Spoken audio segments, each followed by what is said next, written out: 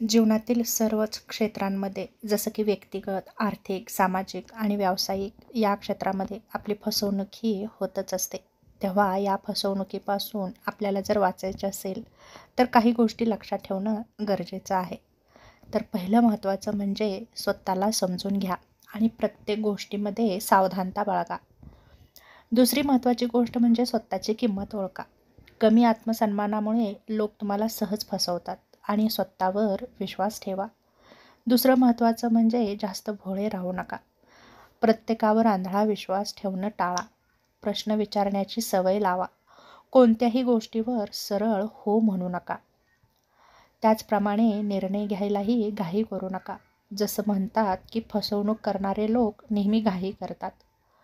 लहान फायद्याच्या मागे धावू नका. झटपट फायदा बहुतेक वेळा सापळा असतो. अनोळखी लोकांच्या गोड बोलण्याला लगेच बळी पडू नका. गोपनीय माहिती सहज देऊ नका. जसं की मोबाईल नंबर, OTP, पासवर्ड. आश्वासनावर विश्वास ठेवण्याआधी पुरावे मागा. समोरच्याचे डोळे, शरीर भाषा वाचा. खोटं बोलताना ती बदलते. खूप चांगलं वाटणारं काही ऐकलं तर ते खोटं असू शकतं. हा नियम पाळा. आर्थिक बाबतीत फसवणूक टाळा. त्यासाठीही काही गोष्टी लक्षात ठेवा. जसं की बँक किंवा सरकारी संस्थेचे नाव घेणाऱ्यांवर शंका घ्या. आधी अधिकृत क्रमांक तुमचा चेक करून घ्या. अनोळखी लिंक्सवर क्लिक करू नका. ते फसवणुकीचं जाळं असतं. सोशल मीडियावर बक्षीस मिळालं असं सांगणाऱ्यांवर विश्वास ठेवू नका. आपलं ATM, डेबिट कार्ड कुणालाही देऊ नका. खूप जास्त व्याज देतो म्हणणाऱ्या लोकांकडे पैसा अजिबात गुंतवू नका, कारण ही लोकं नक्कीच तुमची फसवणूक करतात. अनोळखी ॲप डाउनलोड करू नका. ते आपली डेटा चोरू शकतं. पैसे उधार देताना लिखित करार करा. फक्त तोंडी वचनावर देऊ नका. नावाजलेल्या कंपनींचे असल्याचे भासवणाऱ्यांना नीट तपासा. ऑनलाईन खरेदी नेहमी विश्वास असणाऱ्या वेबसाईटवरूनच करा. आपली स्वाक्षरी, चेकबुक काळजीपूर्वक वापरा. नकली बनवून फसवणूक होऊ शकते. नातेसंबंध आणि वैयक्तिक आयुष्यातही काही सावधगिरी बाळगणं गरजेचं आहे. जसं की खूप लवकर जिव्हाळा दाखवण्यावर विश्वास ठेवू नका. प्रेम किंवा मैत्रीत जास्त भावनिक झालात तर समोरच्याला वर्चस्व मिळू शकतं. कोणीतरी नेहमीच तुमच्याकडून काही मागत असेल तर सावध राहा. तुमचं एकटेपण ओळखून लोक फसवतात. त्यामुळे स्वतःला व्यस्त ठेवा. गुपित लगेच कुणालाही सांगू नका. ती नंतर शस्त्र म्हणून वापरली जाऊ शकतात. अतिस्तुती करणाऱ्या लोकांपासून नेहमी सावध राहा, कारण ती स्तुती खोटी असू शकते. नात्यांमध्ये पैशाचा जास्त वापर करणं टाळा. त्यातून फसवणूक वाढते.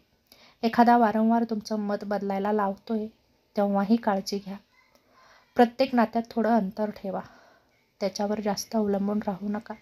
नकार द्यायला शिका. नाही म्हणायला शिका. नाही म्हणणं हीच मोठी सुरक्षितता आहे. सामाजिक आणि व्यावसायिक आयुष्यातही काही सावधगिरी बाळगा. जसं की ओळखीच्या लोकांवरही आंधळा विश्वास ठेवू नका. जवळचेही फसवतात. कामाच्या ठिकाणी नेहमी लिखित पुरावे ठेवा, जसं की ईमेल, मेसेज. व्यवसायात एकट्याने निर्णय घेऊ नका. तज्ज्ञांचा सल्ला नक्की घ्या. करार वाचूनच सही करा. लहान अक्षरात धोके असतात. गोड बोलून जबाबदारी तुमच्यावर ढकलणाऱ्यापासून नेहमी सावध राहा. प्रशंसा करून काम करून घेणाऱ्यांपासूनही नेहमी अंतर ठेवून राहा. प्रत्येक ऑफर तपासून घ्या. लगेच स्वीकृती देऊ नका. सोशल मीडियावरची माहिती तपासल्याशिवाय पुढे ढकलू नका. समाजात नेहमी चांगले पण ठाम प्रतिमेचे राहा. कमजोर लोक जास्त फसवतात आणि तुम्ही जर जास्त कमजोर राहिला तर तुम्हाला जास्तच फसवलं जातं. तुमच्या भोवती योग्य मित्रमंडळी ठेवा. वाईट मंडळी नक्की फसवते. मानसिक आणि सामाजिक दृष्टिकोनातूनही सावध राहणं गरजेचं आहे. जसं की जास्त कोणावर अवलंबून राहू नका. स्वतःचे निर्णय स्वतः घ्यायला शिका. मनशांतीसाठी ध्यान करा. त्यामुळे चुकीचे लोक ओळखता येतात. अनोळखी व्यक्तीवर लगेच दया दाखवू नका. ते हत्यार ठरू शकतं. गॉसिप करणाऱ्या लोकांपासून दूर राहा, कारण ते बहुतेक खोटं पसरवतात. लक्षपूर्वक ऐका, पण आंधळा विश्वास ठेवू नका. एखादा सतत तुमचं मन बदलवतोय का ते ओळखा. तो फसवतोय का तेही ओळखा. स्वतःची आर्थिक आणि भावनिक मर्यादा ठेवा. चांगल्या वाईट अनुभवातून नक्की शिका. एकदा फसवलं तर दुसऱ्यांदाही होऊ देऊ नका. सतत शंका नाही, पण सजग राहा. शंका आणि जागरूकता यामध्ये संतुलन ठेवा.